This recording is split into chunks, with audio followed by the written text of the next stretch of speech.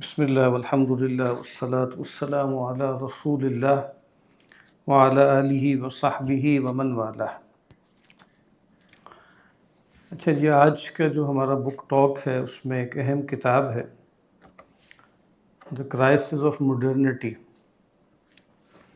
ایک Italian philosopher thinker ہیں، Catholic ہیں، آگسٹو ڈیل نوچے۔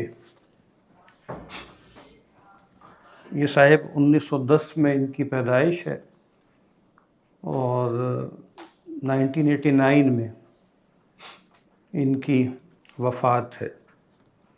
ایرک ہابسبورن نے کہا تھا نا کہ جیسے کہا جاتا ہے دا لانگ 19th سینچری، جو 1789 سے فرسٹ ورلڈ وار کے آغاز تک 1914 تک کہا جاتا ہے 125 سال۔ تو اس کو اس نے کہا تھا کہ بھئی یہ دا شارٹ 20th سینچری، یعنی 1914 سے لے کے اور وہی 1989 کہ جو برلن وال جب ڈسمنٹل ہو گئی اور ایک لحاظ سے دنیا دوبارہ سے یونیپولر ہو گئی، تو آپ سمجھ لیں کہ ان کی جو سوانح ہے وہ اس کے ساتھ کنسائڈ کرتی ہیں تقریباً 1910 سے لے کے 1989۔ ان کی کتابیں یعنی اٹلی میں تو یہ معروف تھے، کیتھولک حلقوں میں بھی اور ویسے بھی اوور آل، لیکن یہ جو انگلش اسپیکنگ ورلڈ ہے وہ زیادہ ان سے واقف نہیں تھا۔ اور ان کی تالیفات یعنی آغاز تو 1946 سے ہی ہو گیا تھا، مارکس پہ کتاب لکھی انہوں نے، اس کے بعد پھر جو ہے وہ ہسٹری آف فلاسفی پر یا ہسٹری آف آئیڈیاز پہ لکھنا شروع کیا انہوں نے، ماڈرن فلاسفی پہ۔ خیال تھا کہ بھئی وہ اس کے کئی حصے آئیں گے لیکن وہ آگے چل نہیں سکے۔ لیکن پھر زیادہ 1960s میں 64 کے قریب ان کی کتاب آئی جو سب سے زیادہ جو ہے وہ پاپولر ہے، اور دا پرابلم آف ایتھیزم، جو چھپی تھی محض 1964 میں، اور پھر بعد میں ترجمہ ہوئی ہے وہ تقریباً سب سے لیٹ ہوئی ہے 2021 میں، انگریزی میں ترجمہ اس کا 2021 میں ہوا۔ پھر یہ جو کتاب ہے دا کرائسس آف ماڈرنٹی، یہ بھی بیسیکلی ایک طرح سے اینتھولوجی ہے، ان کے مضامین کو جمع کیا ہے ایک صاحب نے، ان کا بھی میں بھی ذکر کروں گا۔ یہ 2015 میں پہلی کتاب ہے جو انگریزی زبان میں ترجمہ ہوئی۔ پھر ان کی کتاب 2017 میں دا ایج آف سیکولرائزیشن، یہ 2017 میں چھپی۔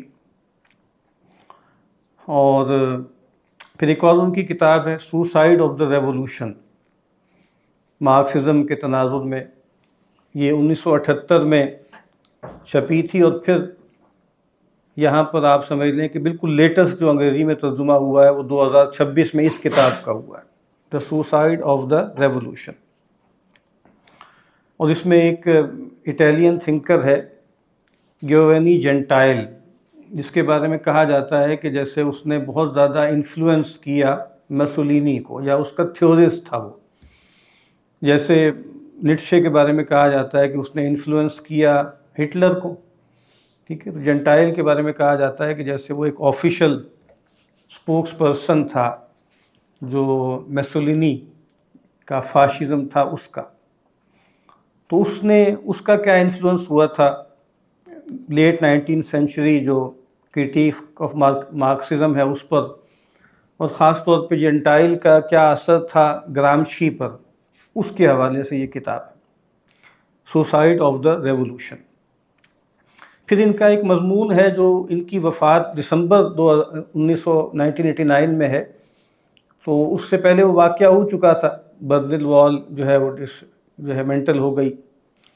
تو بڑا اچھا عنوان ہے اس کا، جو ایک ہفتے پہلے انہوں نے ایک مضمون لکھا جو چھپا، Marxism died in the east because it realized itself in the west. بہت اچھا مضمون ہے۔ اور یعنی ان کی کتابوں میں ایک بڑا تھیم ہے وہ، چونکہ آپ کو معلوم ہے کہ فاشزم کے مقابل میں وہاں پہ جو تصور تھا وہ بیسیکلی سوشلزم کا تھا، مارکسزم کا تھا۔ اور اسی لیے انہوں نے بتایا شروع میں کہ بھئی میں فلاں گاؤں میں تھا، وہاں میں رہتا تھا، اور میں بالکل جیسے ایک سولیٹری اور اجنبی سا آدمی تھا، ان معنوں میں کہ اینٹائی فاشسٹ تو تھنکرز موجود تھے، لیکن وہ زیادہ تر لیفٹ کے تھے، لیکن سوشلسٹ مارکسسٹ تھے. تو یہ ایک مذہبی آدمی تھے اپنی استاد طبع کے اعتبار سے بھی، خاندانی اعتبار سے بھی. تو گویا کرسچن جو اینٹائی فاشزم ہے اس کے حوالے سے کہتے ہیں کہ میں جیسے وہ اکیلے ہی تھا وہاں پہ.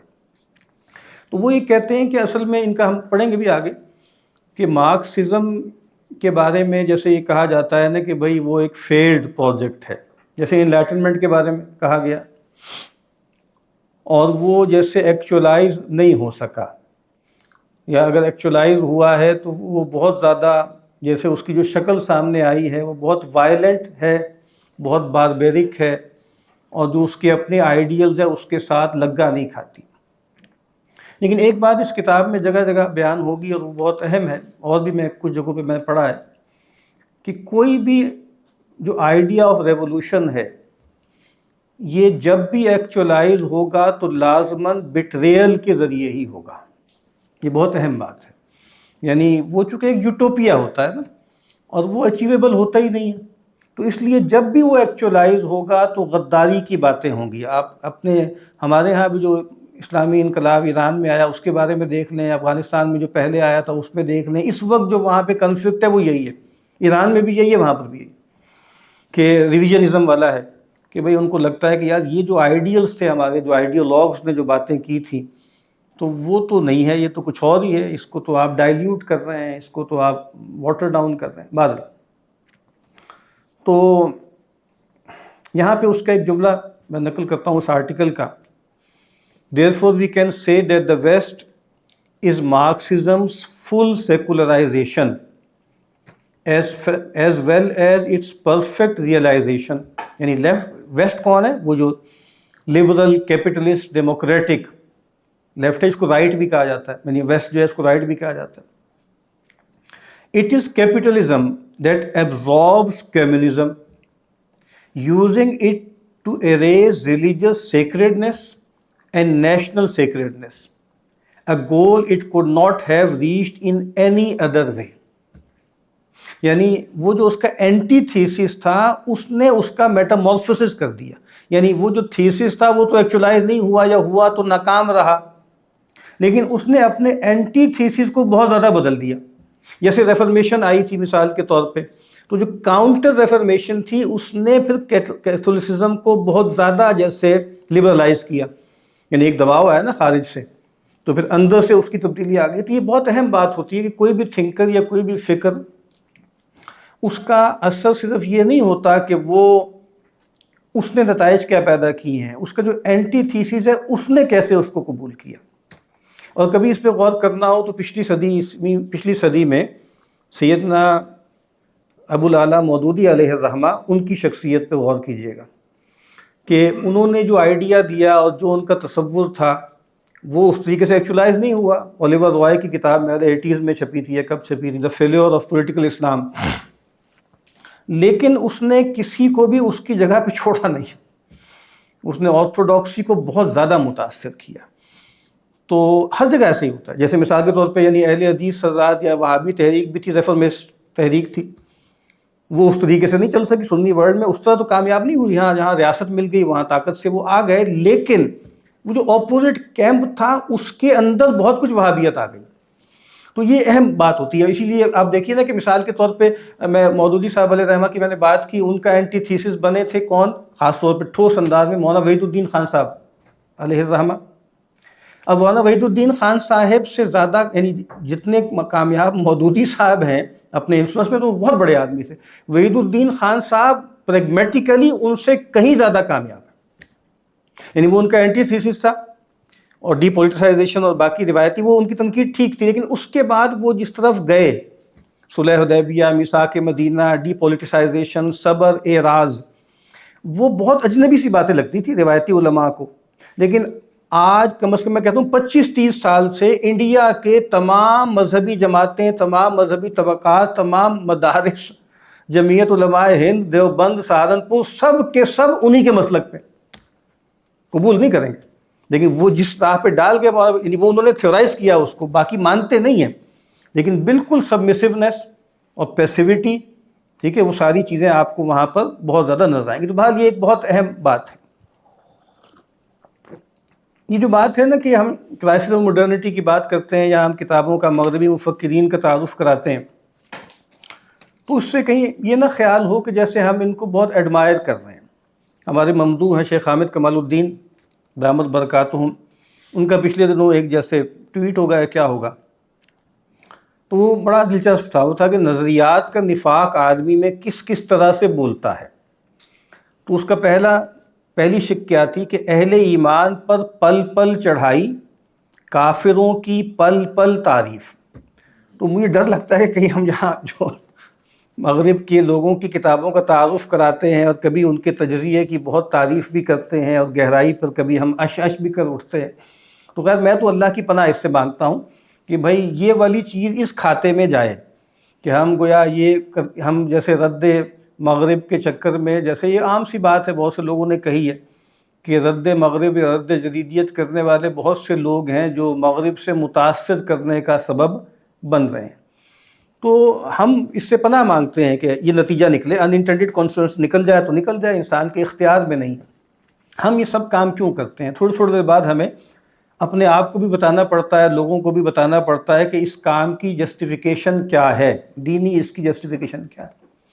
ایک تو وہی بات ہے نا کہ بھائی کفر ہے اور کفر کی مختلف شکلیں ہیں، اس کو پہچاننا جیسے ضروری ہے.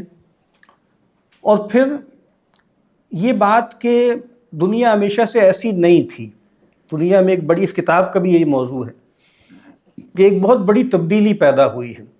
یہ صاحب چونکہ آپ سمجھ لیں کہ ایک طرح سے نیو تھامسٹ ہیں، یعنی تھامس اکویناس کے ذریعے جو عقل و نقل کا ایک سنتھسس ہوا تھا نا، کہ جس میں جو جوڈاؤ کرسچن اور گریکو رومن جو ٹریڈیشنز ہیں اس کا ایک ایملگم ہوا. یعنی وہ کام کے جو آپ سمجھ لیں کہ امام غزالی رحمۃ اللہ علیہ جیس کی کیلیبر کی شخصیت تھی تھامس اکویناس، لیکن امام غزالی علیہ رحمہ بچا لے گئے نقل کو عقل سے، لیکن تھامس اکویناس نے بہت آلودہ کر دیا. اور ان کے مسئلے بھی ہم سے بہت گمبھیر تھے نا. یعنی حسن اسپائکر کی کتاب ہو یا کسی بھی کتاب کو اٹھا لیں تو وہ کیا کہتے ہیں کہ بالکل آپ کہیں نا کہ تھیولوجیکل امپاسبلٹیز تھیں. یعنی یعنی انکارنیشن اور ٹرینٹی کسی بھی طریقے سے یہ دماغ میں آنے والی چیز نہیں ہے. تو کچھ نہ کچھ کرنا پڑتا تھا. اسی وجہ تو بہرحال یہ صاحب جو ہیں وہ اس کو اون کرتے ہیں اور وہ کہتے ہیں کہ وہ جو کرسچن سویلائزیشن تھی جو اصل میں یہ سنتھسس تھی عقل و نقل کا، ٹھیک ہے، کہ جس میں آگسٹائن نے کوشش کی پلیٹو کے ساتھ جوڑ ملانے کی اور اکویناس نے کوشش کی ارسطوٹل کے ساتھ جوڑ ملانے کی، اور پھر وہ جو ایک سنتھسس سامنے آیا تھا یہ ٹھیک تھا. اور اسی لیے یہ ریولوشن کے تصور پہ بہت شدید تنقید کرتے ہیں اور اس کو کھولتے ہیں کہ اس میں کیا کچھ ہے. اس لحاظ سے بھی ہمارے لیے بہت اہم کتاب ہے کہ ریولوشن کو جس طرح رومانٹیسائز ہمارے ہاں کیا جاتا ہے اور کس طریقے سے گلوریفائی کیا جاتا ہے، بہت ٹھیک باتیں انہوں نے کی ہیں ریولوشن کے آئیڈیا کے بارے میں. تو یہ بنیادی طور پر کس چیز کے قائل ہیں؟ ریولوشن کا ایک مطلب جو ذرا ضمنی سا مطلب ہے وہ ہے ریسٹوریشن کے قائل ہیں.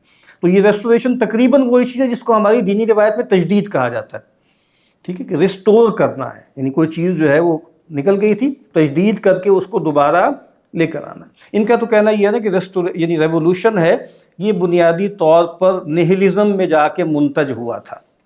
ٹھیک ہے، اور وہ جیسے مولانا کا شعر بھی میں نے کہیں یہاں نقل کیا ہے کہ ایک تصور ہے نا کہ بھائی انقلاب میں ایک سلب ہوتا ہے، ایک ایجاب ہوتا ہے، یعنی پہلے کچھ گرانا ہوتا ہے اس کے بعد پھر کچھ بنانا ہوتا ہے. تو ہاں یہ علامہ اقبال نے استعمال کیا ہے مولانا روم کے مصرے کو کہ گفت رومی ہر بنائے کہنہ کعباداں کنند، می نہ دانی اولاں بنیاد را ویراں کنند.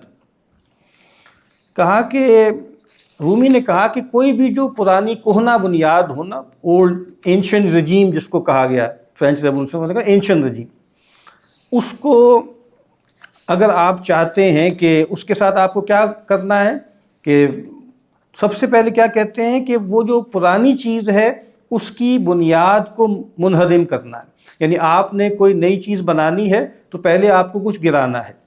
تو ان کا یہی کہنا ہے کہ جو مارکسزم تھا اس کا جو تصور انقلاب تھا، یا اس سے پہلے فرینچ، انہوں نے اس کو زیادہ موضوع نہیں بنایا، یعنی زیادہ انہوں نے موضوع مارکسزم کو بنایا چونکہ وہ ان کے حسب حال تھا. تو کہا کہ اس نے گرا لیا، کچھ بنا نہیں سکے. اور پھر جیسے مارکس کا منطقی نتیجہ نیٹشے ہے، ٹھیک ہے، پھر وہ نہلزم پہ جا کے منتج ہوا ہے. اور وہ نہلزم جیسے بنیادی طور پر یعنی ہر طرح کی ویلیو کا رد ہے. انہوں نے یہ اس میں حوالہ تو نہیں دیا، لیکن جو نیچین آئیڈیا ہے transvaluation of all values, ٹھیک ہے، بیونڈ گڈ اینڈ ایول، تو وہ صورتحال پر یہاں پر پیدا ہو گئی. تو یہ اچھا، میں یہ کہہ رہا تھا کہ بھئی ہم کیوں بات کرتے ہیں یہاں پر، اس وجہ سے بھی کرتے ہیں کہ بھئی ہم چاہے مانے یا نہ مانے، ہم متاثر ہیں اور ہم مغلوب ہیں، یہ تو واقعہ ہے. لیکن ہمارے جو وہ لوگ کہ جن کے ہاتھ میں زمام کار ہیں، وہ کسی جبر کے احساس کے تحت نہیں، بلکہ وہ جیسے میسمرائزڈ ہیں، وہ مسحور ہیں. پھر ایک اور بات بھی ہے کہ ہمارے جو پڑھے لکھے لوگ ہیں، جو مذہبی لوگ بھی ہیں، وہ بہت پریشان ہو جاتے ہیں اس بات سے کہ انہیں عجیب سا ایک تضاد نظر آتا ہے کہ ایک طرف ان کا ہیومنزم، ایک طرف ان کے اچھے اخلاق، ان کے اچھے معاملات، ان کی فیئرنس، ٹھیک ہے، اور دوسری طرف جو ہے اجتماعی طور پر ان کے معاملات. یہ دو لختی ان کی سمجھ میں نہیں آتی کہ یہ کیا ڈائیکاٹمی ہے. تو یہ اس طرح کی کتابیں وہ بتاتی ہیں کہ بھائی تصورات سے مسئلے پیدا ہوتے ہیں. یعنی رچرڈ ویور کی کتاب کا یہاں کئی مرتبہ ذکر ہوا. یہ جو ڈل نوچے ہیں، انہوں نے بھی ان کی کتاب پہ کہیں تبصرہ کیا ہے اور تعریف کی ہے. اور کتاب کا نام کیا ہے رچرڈ ویور کی؟ محض 1950 کے آس پاس چھپی تھی. آئیڈیاز ہیو کانسیکوینسز، ٹھیک ہے. تو ان کی پوری فکر یہی ہے کہ یہ جو ایک تصور ہے نا کہ بھئی اصل میں جو مارکسسٹ تصور ہے وہ یہ ہے کہ بھئی خارج کی دنیا انسان کو بدلتی ہے. تو یہ وہ پرانا تصور جو پلیٹونک تھا، دنیا میں روایتی تھا کہ نہیں، تصورات جو ہے وہ یعنی کانشیسنس جو ہے وہ خارج کی دنیا کو بدلتا ہے، یعنی اس کو ہم کہتے ہیں کہ انفس آفاق کو بدلتا ہے. تو جو تصورات کیا ہیں اور ان کے نتائج، اور اس میں یہ مسئلہ بھی ہوتا ہے، ابھی کرائسس اور ماڈرنٹی ہے، یہ بھی ذو معنی ہے. ایک مطلب تو یہ ہے کہ وہ جو اوریجنل معنی ہے کہ ان کے نزدیک ماڈرنٹی نے ایک کرائسس پیدا کیا، یعنی وہ جو ایک سموتھلی دنیا چل رہی تھی نا، یعنی وہ جو تھومسٹک ایک آپ کہیں کہ سنتھسس ہوا تھا، معاملات ٹھیک چل رہے، تھوڑی بہت خرابی تھی اس میں، اس کو ایک رپچر اس میں آ گیا. تو یہ ایک کرائسس پیدا کیا ماڈرنٹی نے. لیکن دوسرا مطلب جو زیادہ اس کتاب میں ہے وہ یہ ہے کہ یہ جو ماڈرنٹی ہے یہ بجائے خود ایک بحران کا شکار ہے، ٹھیک ہے. یعنی وہی بات کہ اپنے بہت سے آئیڈیلز کو اس طریقے سے وہ ایکچولائز نہیں کر سکی، اور جس طرح سے اس نے کیا ہے اس پہ وہ راضی نہیں ہے، اس پہ وہ خوش نہیں ہے، ٹھیک ہے. یہ صاحب 89 میں فوت ہو گئے. اس سے پہلے ہی میرا خیال ہیبر مارکس یہ کہہ چکا تھا کہ بھئی یہ انلائٹنمنٹ جو ہے وہ فیلڈ پروجیکٹ ہے، اور بنیادی طور پر modernity is dead but dominant وغیرہ وغیرہ. تو وہ ان معنوں میں بھی کہہ رہے ہیں کہ اس کے اندر ایک کرائسس ہے. اور جیسے اچھے بھلے لوگ تھے، اور ان میں سے ایسے لوگ تھے جو واقعتاً انسانیت کی فلاح چاہتے تھے، لیکن جو انہوں نے افکار پیش کیے اس کے نتائج وہ نہیں نکلے، ٹھیک ہے. تو وہ یعنی وہ چیزیں بھی انہوں نے یہاں پر بیان کی ہیں. اب اس میں جیسے میں نے عرض کیا کہ یہ صاحب جو ہیں وہ اٹیلین ہیں، اور اٹیلین تھنکرز کا تذکرہ ہمارے ہاں جیسے فلسفہ ڈپارٹمنٹ وغیرہ میں نسبتاً جو ہے وہ کم ہوتا ہے. اور مثال کے طور پر آپ کہہ لیں کہ جو یا تو ہوتا ہے نا وہ رومن پیریڈ میں بہت ہوتا ہے، مارکس اوریلیس ہے، ٹھیک ہے، اسی طریقے سے سینیکا ہے، سیسرو ہے، ان کا ذکر ہوتا ہے. پھر اس کے بعد میڈیول دور میں بویتھس ہے، سینٹ اینسلم ہے، وغیرہ وغیرہ. لیکن ماڈرنٹی کے پہلے آپ سمجھ لیں لیٹر مڈل ایجز میں جو ایک تھنکر کا نام ہمیں بہت سامنے آتا ہے وہ میکیاویلی ہے. تو میکیاویلی کا بہت تذکرہ ہوتا ہے. لیکن اور اس کے بعد پھر آگے 19ویں صدی میں آ جائیں تو پھر اس میں گرامشی بھی ہے، اس میں اور لوگ بھی ہیں. اور پھر جیسے اس کے بعد اور بہت سے لوگ جو ہے نمایاں ہیں. مثال کے طور پہ اگیمبن جو ہے بہت مشہور آدمی ہے، ابھی شاید زندہ ہے. لیکن بہرحال اوور آل آپ دیکھیں گے کہ اٹیلین فلاسفر یا تھنکرز کا تذکرہ مین سٹریم جو فلاسفی ڈپارٹمنٹس ہیں ان میں نہیں ہوتا. تو اس کتاب کا یہ فائدہ بھی ہے کہ آپ کے سامنے بہت سے نئے تھنکرز آئیں گے، بہت سے اٹیلین تھنکرز جن کا وہ ذکر کریں گے، اور ان کے افکار سے آپ متعارف ہوں گے، اور وہ ایسے ہیں جن کی کتابیں ترجمہ بھی نہیں ہوئیں، تو ان کے بہت اچھے اقتباسات آپ کے سامنے آئیں گے کہ جو جدیدیت کو سمجھنے میں ہمارے لیے مفید ہیں۔ تو یہ جیسے ٹسکنی ایک جگہ ہے، قصبہ کہہ لیں، وہاں پیدا ہوئے، لیکن ٹیورن میں ان کی جو ہے وہاں پر پرورش ہوئی ہے، اور پھر یہ انہوں نے فلسفہ وغیرہ پڑھا ہے۔ اور نکولا میلبش ایک بہت مشہور فرینچ تھنکر ہے 18ویں صدی کا، اور کیتھولک پریسٹ بھی تھا اور نیشنلسٹ فلاسفر بھی تھا، اور اس پہ انہوں نے پی ایچ ڈی کیا۔ اور وہ جو تھنکر ہے اسی سے اس نے بھی یہ سنتھسس کا کام کیا، جو تھامس ایکوینس نے کیا تھا وہی اس نے کرنے کی کوشش کی تھی۔ اس نے کوشش کی تھی کہ سینٹ آگسٹائن اور دیکارت، کیونکہ دیکارت پیدا ہو چکا تھا، اس کے اثرات ظاہر ہو چکے تھے، تو اس کو کسی طریقے سے جیسے سنتھیسائز کیا جائے۔ تو اب یہ جو صاحب ہیں ان کی بھی خواہش یہی ہے، ڈیل نوچے کی بھی خواہش یہی ہے کہ بھئی کسی طریقے سے ریکنسیلیشن ہو جائے اور دوبارہ سے جیسے پیچھے کی طرف جائیں، اور وہ جو ایک آپ کہیں کہ ایک ایسا آئیڈیل دور تھا جس میں سنتھسس موجود تھا، اس کی طرف یہ جائیں۔ تو شروع میں ہائی اسکول میں بھی پڑھاتے رہے، پھر بہت سے تھنک ٹینک سے وابستہ رہے۔ ابتدائی طور پہ ان کا فارمیٹیو پیریڈ میں فرانس میں کافی گزرا ہے، تو یہ جو نکولا میلبش ہے یہ بھی بنیادی طور پہ فرینچ ہے، تو بہت سے فرینچ تھنکر سے بھی یہ متاثر ہیں۔ اور اپنی یہ جو کتاب کا ایک چیپٹر ہے اتھارٹی ورسز پاور، بہت اچھا چیپٹر ہے، اس میں انہوں نے رینے گینو کا بھی ذکر کیا ہے، جو پیرینیلس اسکول کا بڑا آدمی ہے، اس کا مدح میں ان کا ذکر انہوں نے کیا ہے۔ یہ جو کتاب ہے، اور ابھی تک یہ جتنی بھی 3 کتابیں چھپی ہیں، دا پرابلم آف ایتھیزم ہے، اور پھر ایج آف سیکولرائزیشن ہے، اور یہ جو کتاب ہے، یہ تینوں کے تینوں یہ میکگل ایک میں یونیورسٹی ہے، کوئنز یونیورسٹی میکگل میں، وہاں سے یہ تینوں کتابیں چھپی ہیں، اور تینوں کا ترجمہ کیا ہے ایک صاحب نے جو بنیادی طور پہ فلسفی کے آدمی نہیں ہے، ہارڈ سائنسز کے آدمی ہیں، میتھمیٹکس اور فزکس کے پروفیسر ہیں، کارلو لینچیلوٹی۔ کارلو لینچیلوٹی جو ہیں، انہوں نے اس کا جو ہے وہ ترجمہ کیا ہے، اور اس کا تعارف بھی بہت اچھا لکھا ہے انہوں نے، ٹرانسلیشن میں جو انٹروڈکشن ہے وہ بہت اچھا ہے، اور اس میں انہوں نے بتایا، اس کو پلیس کیا ہے اس کام کو۔ انہوں نے لکھا ہے کہ ہیگل نے جو اس کی کتاب ہے ایلیمنٹس آف دا فلسفی آف رائٹ، اس میں ایک کوٹیشن لکھا ہے جس کو کوٹ پھر ڈیل نوچے نے بھی کیا ہے کہ فلسفی is its own time apprehended in thought, یعنی یہ بات کہ فلسفی بنیادی طور پر جیسے زمانے کی تخلیق ہوتی ہے، اپنے زمانے کی پیداوار ہوتی ہے، اور جیسے کہا جاتا ہے کہ ہر آدمی ابن الوقت ہوتا ہے، تو فلسفہ وہی بات جو مارکسسٹ آئیڈیا ہے جو مارکس نے یہیں سے لیا ہے کہ اصل میں فلسفہ حالات کے تابع ہوتا ہے۔ اور اس کا بہت مشہور جملہ ہے اپنا ہیگل کا جو ضرب المثل ہے کہ the owl of Minerva takes flight only at dusk، یعنی وہ جو پرندہ ہے جو حکمت کے لیے، دانائی کے لیے مشہور ہے، وہ ڈسک یعنی جب سورج ڈھلنے لگتا ہے تب وہ سامنے آتا ہے۔ اور مجھے جب میں یہ پڑھ رہا تھا تو مجھے کرکیگارڈ کا بہت مشہور جملہ یاد آیا، اس نے کہا تھا کہ life can only be understood backwards but it must be lived forwards. یہ عجیب ڈیلیما ہے کہ سمجھ وہ ہائنڈ سائڈ پہ آتی ہے۔ ابھی ایک مشہور جو ایلن بادیو فرینچ تھنکر ہے، اس کی کتاب کچھ سال پہلے آئی، فلسفی فار کیا تھا ملیٹنٹس، اس کے شروع میں بھی اس نے یہ مبحث کا ذکر کیا ہے کہ اصل میں کوئی مسئلہ خارج میں بڑا پیدا ہوتا ہے تو پھر فلسفی آتے ہیں اور پھر اس کو تھیورائز کرتے ہیں، طرح طرح سے بتاتے ہیں، تو گویا یہ ہینڈ سائڈ میں ہوتا ہے۔ لیکن بہرحال ڈیل نوچے اس کو نہیں مانتا، وہ تو یہ کہتا ہے کہ نہیں، فلسفہ یا تھنکنگ جو ہے وہ ٹرانسینڈ کر سکتی ہے زمان و مکان کو، ورنہ تو پھر ظاہر تبدیلی کوئی امکان ہی نہیں نا، پھر تو وہی جو مارکسسٹ ایک خاص طرح کا جبر ہے جو لاحق ہو جاتا ہے۔ تو بہرحال یہ جیسے اس کا ویو ہے ڈیل نوچے کا، اور اس نے گویا اس کی جو اورینٹیشن ہے وہ بالکل کلاسیکل میٹافزیکل اورینٹیشن ہے، اور کنیکشنز کیا ہیں سوشل اور پولیٹیکل ڈیولپمنٹس میں اور فلسافیکل اینڈ ریلیجیس آئیڈیاز میں، یعنی اس کے درمیان جوڑ کیا ہے۔ اسی لیے ایک تھنکر نے اس کے بارے میں کہا ڈیل نوچے کے بارے میں کہ trans political interpretation of contemporary history.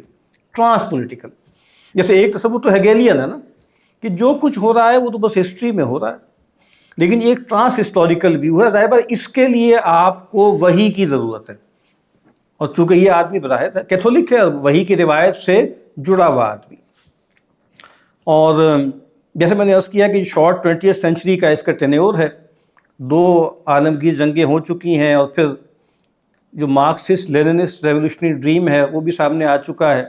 फिर टोटलिटेरियन सिस्टम जो हैं वो भी बरूए कार आ चुके हैं।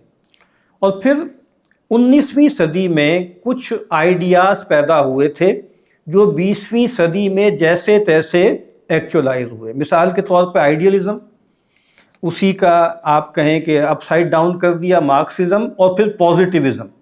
ठीक है, तो ये आइडियाज़ वहाँ पे सामने आए थे 19वीं सदी में, जो 20वीं सदी में बरूए कार आ गए।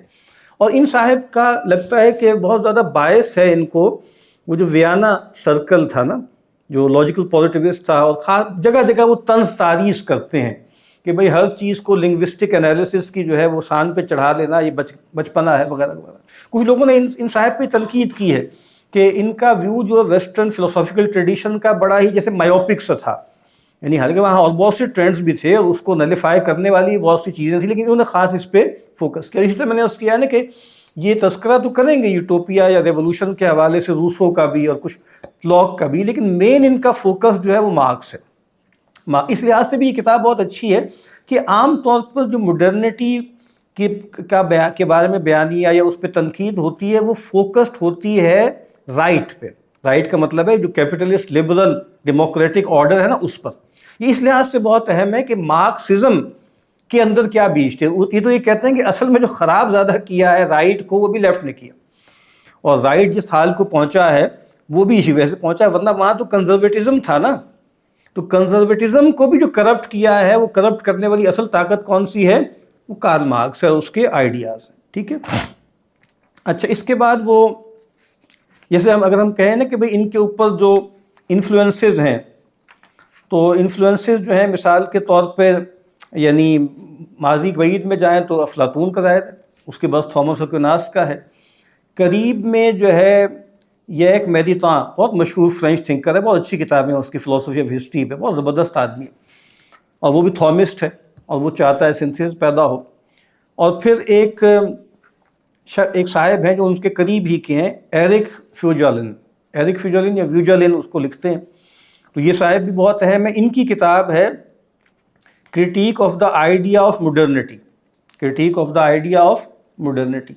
इसके प्रीफेस, इसके शुरू में इन्होंने ये जो किताब जब दोबारा छप रही थी तो इसका प्रीफेस डेल नोचे ने लिखा, और ये जो किताब हमारे सामने है इसमें जो अपेंडिसेस है ना, तो उसमें एक जो आखिरी अपेंडिक्स है वो क्या है, ये Eric फ्यूजलिन and the critic of the idea of modernity, वो इस किताब में छाप दिया गया है। इससे मैं आपको अर्ज करना चाहूँगा कि इनका बुनियादी प्रोजेक्ट क्या है इस किताब में भी, डेल नोचे का, और ओवरऑल भी उनका जो काम है वो है डीमाइथोलॉजाइजेशन। असल में डीमाइथोलॉजाइजेशन का लफ्ज़ क्या इस्तेमाल हुआ था कि मिसाल के तौर पे वो जो मास्टर ऑफ सस्पिशन थे, जिसमें मार्क्स है, फ्राइड है, नीत्शे है, उससे पहले फ्योरबाख है, ठीक है, और फिर राइख है, और बहुत से लोग हैं जिन्होंने मिसाल के तौर पर क्या किया कि ये जो क्रिश्चियन या जूडो क्रिश्चियन ट्रेडिशन थी ना, उसको डीमाइथोलॉजाइज किया, और फिर आपको पता ही नहीं गया, सस्पिशन पैदा कर दी, बताया कि ये मिथ था, उसकी कली खोली, और फिर मजहबी लोग पैदा हुए यूरोप में, वेस्ट में, जिन्होंने मजहब के साथ ये काम किया। बुल्टमार्क का जिक्र हम कई मरतबा कर चुके हैं, डीमाइथोलॉजाइजेशन ऑफ बाइबल। तो वो ये शुरू में मैं पढ़ना चाहता हूँ ये इक्तिबास, इससे पता लगता है कि भाई वो करना क्या चाहते हैं। Demythologization in the usual sense means criticizing tradition in the name of the spirit of modernity। ये है डीमाइथोलॉजाइजेशन जो जगह जगह हो रही है, यानी हमारे लिबरल्स भी कर रहे हैं, सेकुलरिस्ट भी कर रहे हैं, और इस्लामिक मॉडर्निस्ट भी यही काम कर रहे हैं। ठीक है, this book by बोजुलिन turns this notion upside down. What must be demythologized is the forma mentis का मतलब क्या, mindset behind ordinary demythologization, namely the spirit of modernity itself, or to be more precise, the mystique of the new man। ठीक है, तो ये कहते हैं कि हमें इसको डिमिस्टिफाई करना है, यानी हमें ये बताना है, जैसे उनकी भी किताब है ना, क्रिटिकल थ्योरिस्टों की भी, कि जो है वो इनलाइटनमेंट भी मिथ है ना, गोया इसको हमें डिमिस्टिफाई करना है। یعنی الٹا کام کرنا. یعنی آپ نے مذہبی روایت اور اس کے بارے میں کہا کہ کل ہی کھول دی بریکنگ دا اسپیل, ٹھیک ہے. تو یہ گویا چاہ رہے ہیں کہ اس کا اسپیل بریک کریں, کہ یہ جو آپ نے ایک رینیساں ہیومنزم سے بات شروع ہوتے ہوئے انلائٹنمنٹ پہ مکمل ہوئی اور فرینچ ریولوشن نے اس کو بہت بڑھاوا دیا اور پھر بولشوک ریولوشن نے, اس کے بارے میں بتائیں کیا ہوا ہے. The idea of a transfiguration of human nature through a process of self redemption, یہ جو پروسیس ہے اس کو وہ تنقید کرنا چاہتے ہیں, اور پھر یہ بتاتے ہیں کہ اس میں کیا کیا مسائل ہیں. اب کی تھیمز کیا ہیں, اور یہاں خاص طور پہ جو اس اقتباس کے آخر میں بھی, اس کتاب میں بھی ذکر کرتے ہیں the technocratic society, the technological society, اس کو بھی جوڑتے ہیں نہلزم کے ساتھ. تو اس کا آخری جملہ کیا ہے, the prejudice that the advent of science and technology marks the end of homo credulus is too well established.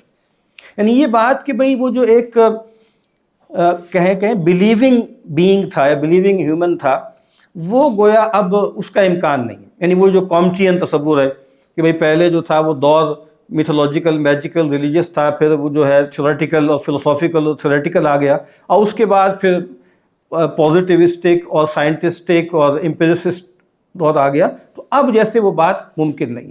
اب کی تھیمز میں نے نوٹ کیے ہیں اس کی کتاب میں جگہ جگہ, اور چونکہ بیسیکلی اینتھولوجی اور ریپیٹیشن بہت ہے, یعنی وہ چیزیں بار بار ریپیٹ ہو رہی ہیں, الگ الگ موقعوں پہ آرٹیکل لکھے ہوئے ہیں جو جمع ہو رہے ہیں. اس طرح کتاب نہیں ہے جس میں ایک تھیسس لے کر وہ آگے چلیں. ایتھیزم ہے, سیکولرائزیشن ہے, پھر فاشزم, مارکسزم ہے, پھر ایوولوشن ہے, پھر death of the transcendence oblique sacred, ٹھیک ہے. اور ایک چیپٹر کا نام بھی ہے the death of the sacred, ٹھیک ہے, جو ہم بار بار کہتے ہیں کہ جدیدیت کو بیان کرنے کا ایک سلبی انداز یہ بھی ہے. The death of transcendence, the death of sacredness, ٹھیک ہے, دا ڈیتھ آف آپ کہیں کہ ایبسٹریکٹنس, یعنی جو ایبسٹریکشن جو ہے اس کی بھی ایک طرح سے ڈیتھ ہو گئی. اچھا, پھر اس کے بعد اتھارٹی ورسز پاور, یہ بہت خوبصورت, یہ سیکنڈ لاسٹ چیپٹر ہے اس کا, کہ اصل چیز اتھارٹی تھی اور وہ بہت قیمتی چیز تھی, وہ بہت ضروری چیز تھی, وہ بہت ایمبیڈڈ تھی, وہ ویلیو لیڈن تھی. اس کو گرا کر اس کی جگہ کیا لے کر آ گئے, پاور. بہت اہم بات ہے, بہت اہم بات. اور فیملی کی بات کریں گے اور گھر کی بات کریں گے, وہ جو قوامیت کی بات کریں گے, بہت گہری بات, کہ وہ آپ نے اتھارٹی ہٹا دی تو اب کیا ہوا, ہر ریلیشن پاور ریلیشن بن گیا. مارکسزم نے سب سے بڑھ کے یہ کیا, طبقاتی کشمکش نا, یعنی میاں بیوی میں اور جناب مزدور میں اور سرمایہ دار میں اور حاکم میں اور محکوم میں اور استاد میں اور شاگرد میں ایک ڈائلیکٹکس پیدا کر دی. یعنی وہ جو اتھارٹی بیس تھا, جو جینون تھا, ٹھیک ہے, جو آئیڈیاز اور آئیڈیلز پر مبنی تھا, وہ ویلیوز پر مبنی تھا, اس کو آپ ریپلیس کس سے کر دیا, پاور سے کر دیا. بہت اچھی, بہت گہرا اس میں مبحث. پھر ایک اور بہت بات ہے کہ بھائی ورٹیکیلٹی کو ختم کر دیا ہاریزونٹیلٹی کے ساتھ, کوزیلٹی میں بھی, ویلیوز میں بھی. یعنی کوزیلٹی بھی کیا تھی, وہ ورٹیکل ختم کر دی, ہاریزونٹل کر دی, ٹھیک ہے. ایفیشینٹ کاز اور جناب جو ہے فائنل کاز اس کو ختم کر دیا, میٹیریل اور فارمل رہ گئی. اور پھر جو ہے ویلیوز بھی, یعنی ویلیوز اب سماج طے کرے گا اور ریاست طے کرے گی, ٹھیک ہے. یعنی اب یہ دو فیکٹر کی ہاریزونٹل ہے, یہ انسان سے ماورا نہیں ہے. یعنی اصل مسئلہ کیا ہے, بیونڈنس, جو بیونڈنس ہے اس کا انکار کریں گے وہ جگہ جگہ. پھر اس کے بعد اس میں جو میں نے عرض کیا ہے نا کہ اب اس کا جو ایک لحاظ سے ہم دیکھیں, اس کا جو سیکنڈ لاسٹ جو اپینڈکس ہے وہ کیا ہے, notes on secularization and religious thought. یہاں بھی ایک بہت اہم کوٹیشن ہے سیکولرائزیشن کے حوالے سے. کہتے ہیں secularization is meaningful if it is used in reference to Marxism, considered in its original the Hegelian left's critique of religion, which concluded in Marxism, and in its only faithful historical consequence, namely Leninism. یعنی یہ جو لوگوں کا خیال ہے کہ لیننزم جو ہے وہ ایک باسٹرڈ چائلڈ ہے مارکسزم کا, تو یہ اس کا رد کرتا ہے, کہتا نہیں, لیننزم ٹھیک جگہ پہ کھڑا ہوا ہے اور اسی کا صحیح وارث ہے. جو مارکس نے جو کچھ کہا تھا وہ صحیح طور پہ لینن نے آ کے ایکچولائز کیا.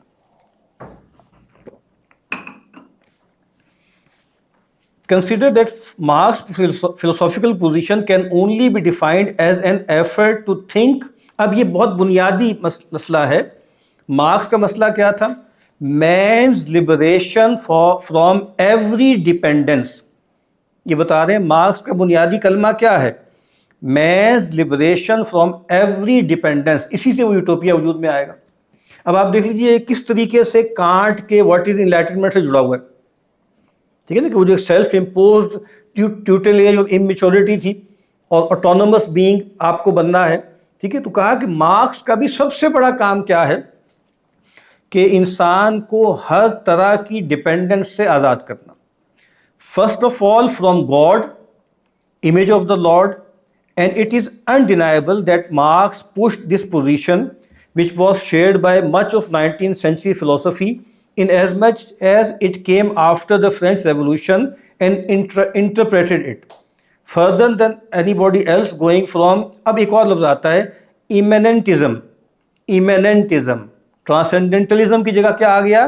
immanentalism. یعنی وہ چارلس ٹیلر کی کتاب 2007 میں آئی تھی، اس میں یہی کہا تھا نا کہ دا ایمیننٹ فریم، جو مڈرنٹی کا پیداوار کیا ایمیننٹ فریم، تو یہ کہا یہ بہت اہم، یہ چیز جو ہے وہ آ گئی.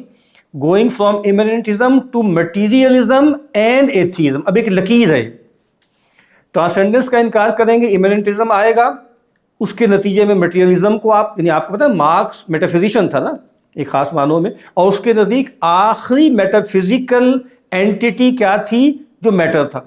یعنی اس کا میٹر جو داس کیپیٹال والا میٹر ہے وہ میٹر نہیں ہے جس کو ہم سمجھتے ہیں، وہ گویا ایک آپ سمجھ لیں کہ ایک فلسفیانہ پوزیشن ہے اس کی. اسی لیے یعنی یہ تو ہو سکتا ہے کہ سوشلسٹ یا کمیونسٹ بھی اپنے آپ کو کہنے والے وہ کرسچن ہو سکیں یا بدھسٹ ہو سکیں یا مثال کے طور پہ مسلمان ہو سکیں، جی ہو سکیں.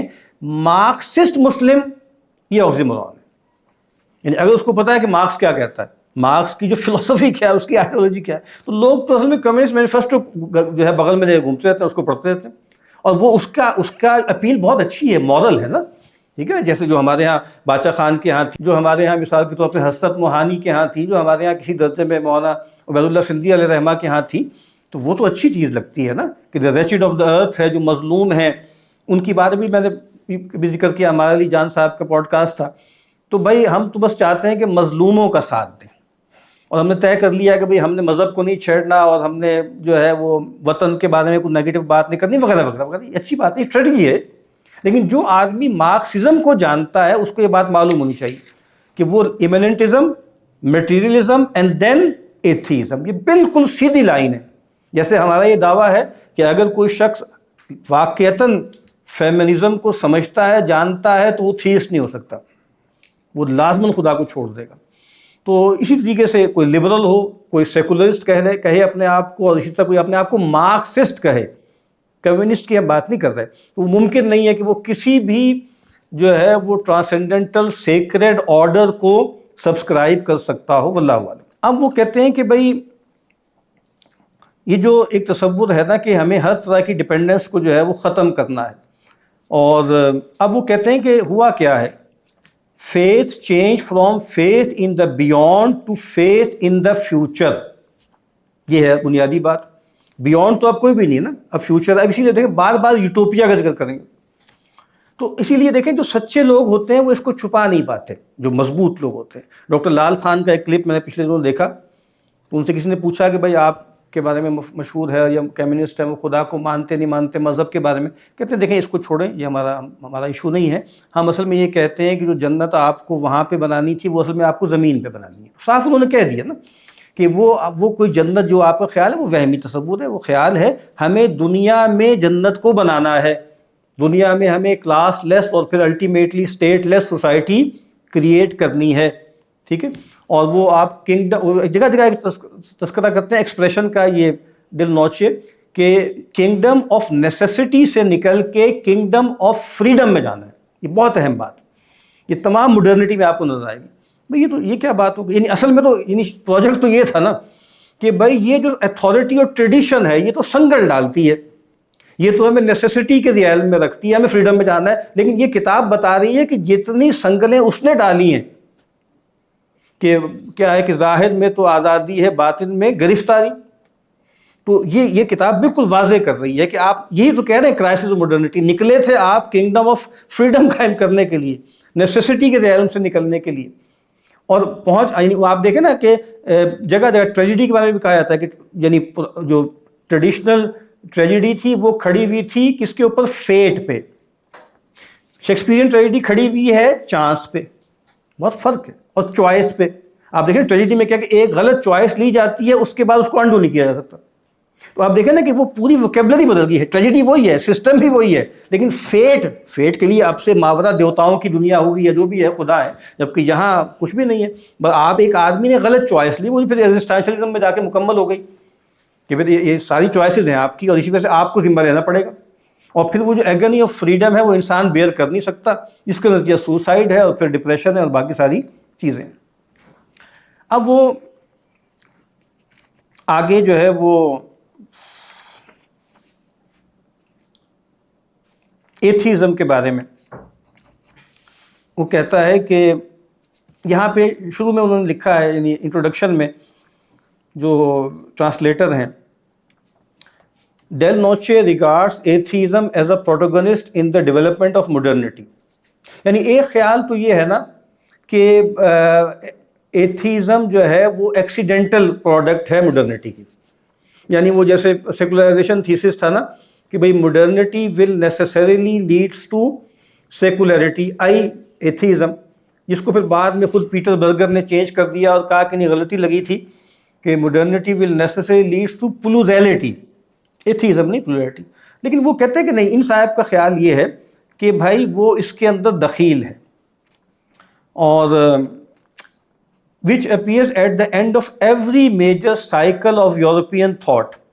Bruno at the end of the Renaissance, the libertines at the end of Cartesianism, the Sade جس سے Sadism ہے, at the end of Enlightenment, Marx and Nietzsche at the end of classical German philosophy. ٹھیک ہے, یعنی ہر بڑی ایپوک کے بعد کچھ لوگ آئے, اور گویا وہ کوئی حادثہ نہیں تھا بلکہ وہ اس فکر کا نتیجہ تھا. ٹھیک ہے. اور اب وہاں وہ کہتا ہے کہ ایتھیزم کی یہاں پہ مختلف جہاں پہ آپ کہیں کہ سٹیجز ہیں, اور اس کا ذکر یہاں پہ ابھی انہوں نے جو ہے وہ کر دیا. پھر آئیڈیا آف مڈرنٹی پہلا چیپٹر ہے, اس کا نام ہے. اس میں بہت بنیادی بات وہ کرتا ہے کہ بنیادی طور پہ مڈرنٹی تو ایک کرونولوجیکل کانسیپٹ تھا نا, تو شروع میں بہت اچھا اس نے بیان کیا ہے کہ کرونولوجیکل سے اس کو ایگزیولوجیکل بنا دیا گیا. یہ بہت اہم سادہ سی بات ہے لیکن بہت بنیادی بات کہ بھائی پہلے بعد اس میں کوئی ویلیو ججمنٹ تو کوئی نہیں ہے, یہ پہلے ہوا یہ بعد میں ہوا, پہلے ہونا کوئی بری بات نہیں ہے, بعد میں ہونا کوئی اچھی بات نہیں ہے. یہ کیا ہے؟ کرونولوجیکل. ٹھیک ہے, زمانہ ایک, حیات ایک, کائنات بھی ایک, دلیل کم نظرہ قصہ جدید و قدیم. ٹھیک ہے, تو لیکن کہتا ہے کہ اس کو ایگزیولوجیکل بنا دیا آپ نے, یعنی بعد کو آپ نے کہا کہ وہ اچھا ہے اور پہلے کو آپ نے کہا کہ وہ برا ہے, اس کو ویلیو دے دی. یہاں سے گویا مڈرنٹی کی تشکیل کا آغاز ہوا. اور پھر اس میں کیا ہے؟ ایک تصور ہے پوائنٹ آف نو ریٹرن, اس کا جگہ جگہ ذکر کرتے ہیں. ارریورسیبل ہے جی, وہ ہیگل سے شروع ہوا, ایرو آف ٹائم ہے, وہ ایک طرف جا رہا ہے, ارریورسیبل ہے.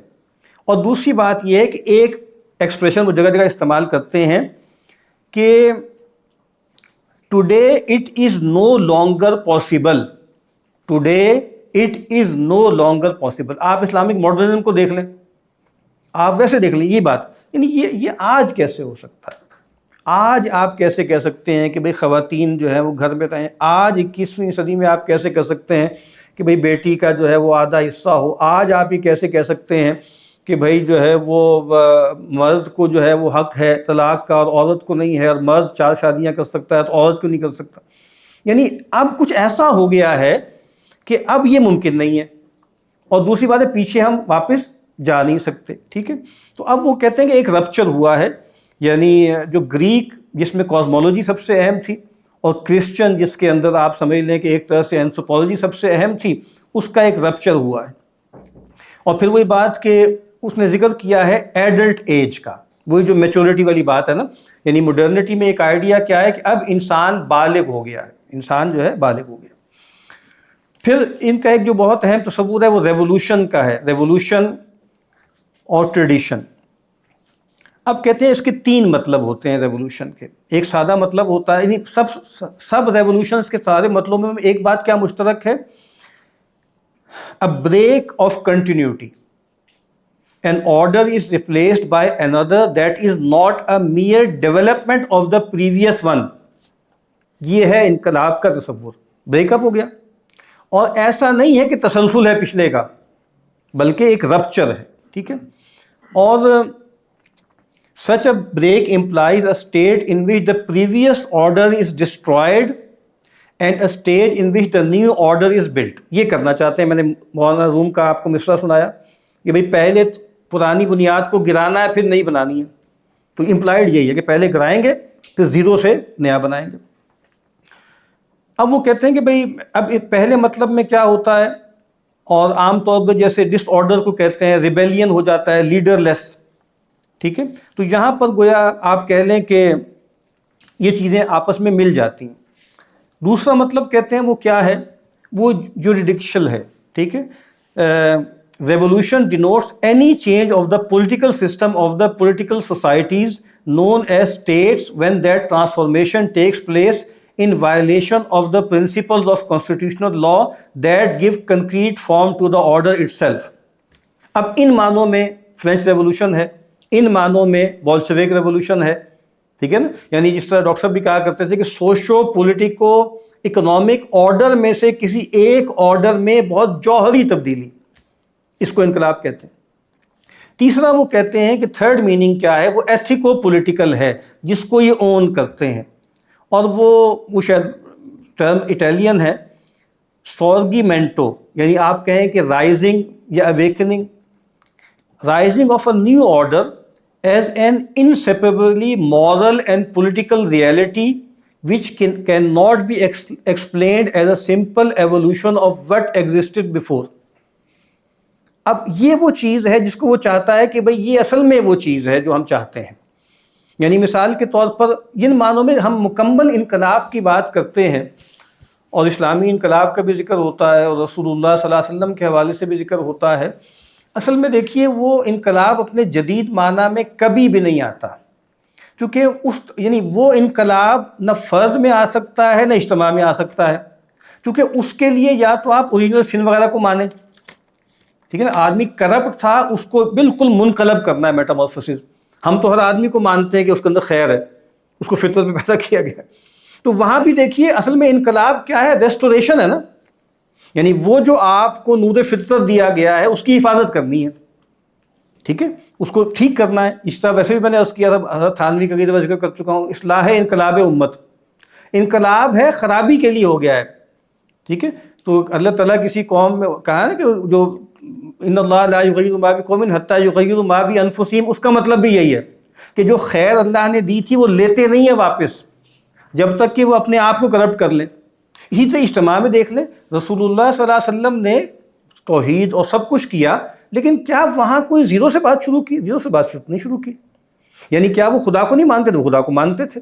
کیا ان کے نماز روزہ حج زکوٰۃ قربانی نہیں تھی؟ وہ تھی. اور پھر آپ اگر پولیٹیکل آرڈر کی بات کریں, اللہ کے نبی نے پولیٹیکل آرڈر کو چھیڑا ہی نہیں, چابی بھی اس قبیلے کو دے دی. مکہ فتح کر کے واپس آ گئے, جو سردار تھے ایمان لے آئے تو انہیں کو دے دیا. تو کبھی غور کرنا چاہیے نا کہ جن معنوں میں ہم اس انقلاب کو, اول وہ انقلاب ہے نہیں جن معنوں میں بولا جا رہا ہے, ہاں ویسے معنوں میں آپ انقلاب کہہ رہے ہیں, انقلاب آ گیا, منقلب ہو گیا, ایک جو ہے میٹافوریکل اسپیکنگ تو اور بات ہے. تو اصل چیز ریسٹوریشن ہوتی ہے, کوئی زیرو سے بات کبھی بھی شروع نہیں ہوتی. لوگ موجود ہیں, افراد موجود ہیں, ویلیوز موجود ہیں, کرپٹ ہو گئی ہیں, اب اس کی تجدید کرنی ہے. اب غامدی صاحب اس کو ذرا بہت آگے جا کے بیان کر دیتے ہیں, اس کی وجہ سے رسول اللہ صلی اللہ علیہ وسلم کی مرکزیت ختم ہو جاتی ہے کہ سنت اصل میں ابراہیمی طریقے کی تجدید ہے. بات جزوی طور پر ٹھیک ہے, لیکن اس کی پریزنٹیشن پرابلم پیدا کرتی ہے نا, کہ پیغمبر صلی اللہ علیہ وسلم کی سینٹریلٹی کو جیسے آپ مجروح کر رہے ہیں, لیکن اس بات میں واقعیت تو ہے نا کہ وہ دین حنیف جو موجود تھا, حنیفیت سمحہ دی, اسی کو دوبارہ سے ریسٹور کرنا تھا, اس کو اپنی صحیح جگہ پر لے کے آنا تھا. اچھا, اسی طریقے سے مارکسزم میں جو ریولوشن آتا ہے یا جو ٹوٹل ریولوشن ہے وہ کیا ہے, یہاں ذکر کیا ہے انہوں نے, تھیسس آن فیورباخ جو کتاب ہے مارکس کی, اس کی کوٹیشن ہے. وہ کہتے ہیں کہ question whether objective truth can be attributed to human thinking is not a question of theory, but it is a practical question. In practice, man must prove the truth, i.e. the reality and power. The this-sidedness of his thinking, this dispute over the reality or non-reality of thinking which is isolated from practice is a purely scholastic question. یعنی marks کے ہاں آنے کے بعد ایک بڑی تبدیلی جو آئی ہے کہ فلسفی میں تھیوریا کی جگہ پریکسس مرکزی جگہ پہ آ گئی.